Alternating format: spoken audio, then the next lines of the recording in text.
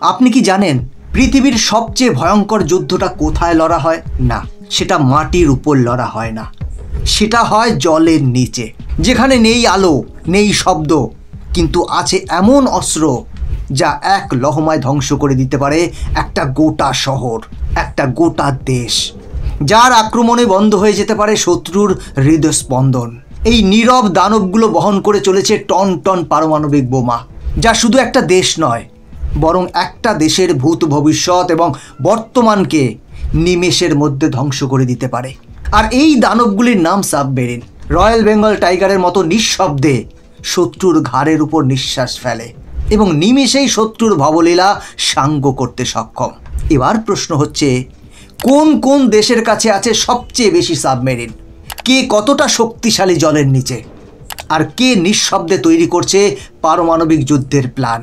আজ এই ভিডিওতে আমরা জানব 2025 সালের শীর্ষ 10টি দেশের কথা, যাদের সাবমেরিন বহর পৃথিবীর ভারসাম্য বদলে দিতে পারে। কারা আছে সবার আগে? কে কন্ট্রোল করছে এই মহাসমুদ্রকে? সর্বোপরি ভারত, বাংলাদেশ এবং পাকিস্তানের অবস্থান কোথায়? বন্ধুরা, সমস্তটা জানতে পারবেন আজ এই ভিডিও থেকে। তাহলে চলুন ডুব দেওয়া যাক সেই অজানা জগতের গভীরে, সাবমেরিন যুদ্ধের জগতে। আমাদের তালিকার 10ম নামটি হলো গ্রিস। গ্রিসের কাছে বর্তমানে রয়েছে মোট 11টি সক্রিয় সাবমেরিন, যার মধ্যে বেশ কয়েকটি ইআইপি প্রযুক্তি সম্পন্ন। এই সাবমেরিনগুলো নিঃশব্দে দীর্ঘক্ষণ জলের নিচে চলতে সক্ষম এবং টার্গেট লক করতে অত্যন্ত দক্ষ। ভূমধ্য সাগরে তুরস্কের মোকাবেলায় এগুলো গ্রিসের কৌশলগত অস্ত্র। এছাড়াও ন্যাটো মিশনে গ্রিসের সাবমেরিন বাহিনী উল্লেখযোগ্য ভূমিকা পালন করে চলেছে। নাম্বার 9, তুরস্ক। তুরস্কের নৌবাহিনীর হাতে বর্তমানে রয়েছে মোট 12টি সক্রিয় সাবমেরিন, যার বেশিরভাগই জার্মানির HDW টাইপ 209 এবং টাইপ 214 ক্লাস।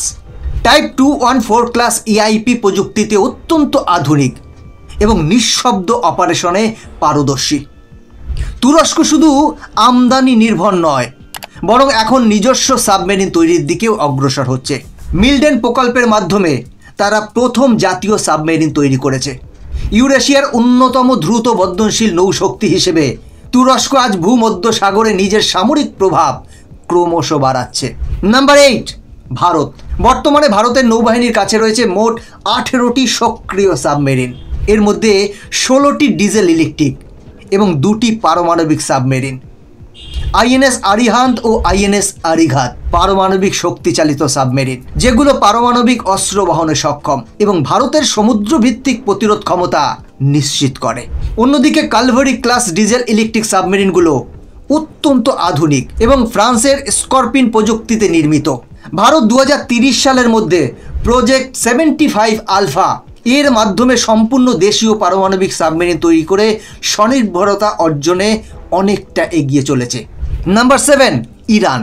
ইরান বর্তমানে 19টি সাবমেরিন পরিচালনা করছে, যার মধ্যে ঘাদির ক্লাসের 6টি মিনি সাবমেরিন এবং ফাতেই ক্লাসের 1টি সাবমেরিন রয়েছে। গাদির ক্লাসের দৈর্ঘ্য 29 মিটার এবং এটি 200 টনের নিচে, যা দ্রুত আক্রমণ এবং ঘেরাও করার জন্য উপযুক্ত। ফাতেই ক্লাসের সাবমেরিন 1500 টন ওজনের, ভারী এবং আধুনিক প্রযুক্তিতে তৈরি, যা পারস্য উপসাগরের কঠিন পরিবেশে বিশেষ কার্যকরী। এই সাবমেরিনগুলো ইরানকে পারস্য উপসাগরে মার্কিন নৌবাহিনী সহ শত্রুদের বিরুদ্ধে কৌশলগত সুবিধা দেয়। নাম্বার 6, দক্ষিণ কোরিয়া। দক্ষিণ কোরিয়া বর্তমানে 22টি সাবমেরিন পরিচালনা করছে, যার মধ্যে KSS-3 ক্লাসের ব্যালিস্টিক মিসাইল ক্যারিয়ার সাবমেরিন উল্লেখযোগ্য। এই সাবমেরিনটি দক্ষিণ কোরিয়ার প্রথম ব্যালিস্টিক মিসাইল লঞ্চ সক্ষম সাবমেরিন, যা তাদের সমুদ্র প্রতিরক্ষা কৌশলকে এক নতুন উচ্চতায় নিয়ে গেছে। KSS-3 ক্লাসের সাবমেরিনগুলোর দৈর্ঘ্য প্রায় 83 মিটার এবং এগুলো 3000 টনের কাছাকাছি। দক্ষিণ কোরিয়া এখন শুধুমাত্র আত্মরক্ষামূলক কৌশল অনুসরণ করছে না, বরং আক্রমণাত্মক নৌনীতিও গ্রহণ করেছে, বিশেষ করে উত্তর কোরিয়ার মুভমেন্ট ট্র্যাক করার জন্য। Number 5, Japan. জাপান বর্তমানে 23টি সাবমেরিন পরিচালনা করছে, যার মধ্যে সোরিও এবং তাইগেই ক্লাসের সাবমেরিনগুলো উল্লেখযোগ্য। এই সাবমেরিনগুলো আধুনিক ইআইপি প্রযুক্তি ব্যবহার করে যা তাদের দীর্ঘ সময় পর্যন্ত জলের নিচে চলাচল করতে সক্ষম করে। সোরিও ক্লাসের সাবমেরিনগুলোর দৈর্ঘ্য প্রায় 84 মিটার এবং এগুলো 4000 টনের কাছাকাছি। শব্দহীন চলাফেরা এবং উন্নত কৌশলগত প্রশিক্ষণের মাধ্যমে জাপান আজ এশিয়ার অন্যতম শক্তিশালী আত্মরক্ষামূলক শক্তিতে পরিণত হয়েছে। নাম্বার 4, উত্তর কোরিয়া। উত্তর কোরিয়া বর্তমানে 35টি সাবমেরিন পরিচালনা করছে। যদিও এই সাবমেরিনগুলো ছোট এবং পুরনো, তবে পিয়ংইয়ংয়ের গেরিলা স্টাইলের কৌশল অত্যন্ত বিপজ্জনক। তাদের SLBM তৈরি করার প্রচেষ্টা চলছে, যা একদিন দক্ষিণ কোরিয়া বা জাপানকে বড় ধরনের ঝুঁকিতে ফেলতে পারে।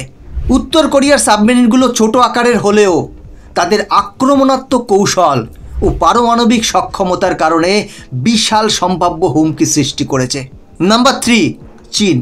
চীন আজ বিশ্বের অন্যতম দ্রুত বর্ধনশীল নৌশক্তি। তারা 61টি সাবমেরিন পরিচালনা করছে, যার মধ্যে টাইপ 094 এবং টাইপ 096 ক্লাস সাবমেরিন রয়েছে।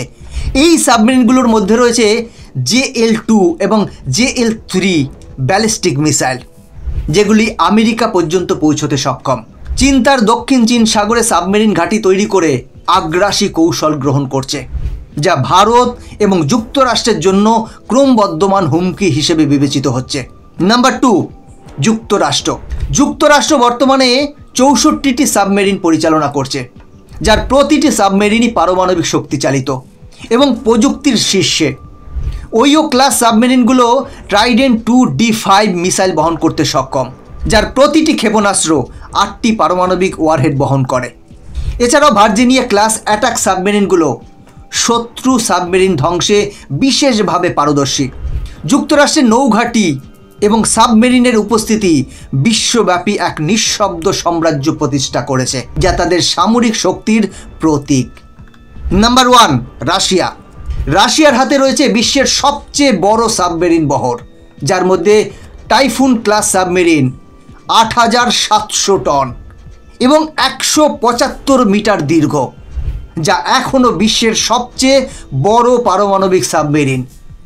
বোরেই ক্লাস সাবমেরিনগুলো প্রায় 12,000 টন ভারী এবং বুলাবা ব্যালিস্টিক মিসাইল বহন করে, যা একসাথে 6টি পারমাণবিক ওয়ারহেড নিক্ষেপ করতে সক্ষম। রাশিয়ার সাবমেরিনগুলোর মধ্যে অনেকেই আর্কটিক মহাসাগরের বরফের নিচে ঘুরে বেড়ায়, যা তাদেরকে বিশ্ব শক্তি ভারসাম্যের জন্য এক নীরব হুমকি হিসেবে প্রতিষ্ঠিত করে। বন্ধুরা, এই ছিল পৃথিবীর সবথেকে শক্তিশালী 10টি সাবমেরিনের বহর। এবার আপনি প্রশ্ন করতে পারেন, এখানে বাংলাদেশ এবং পাকিস্তান কোথায়?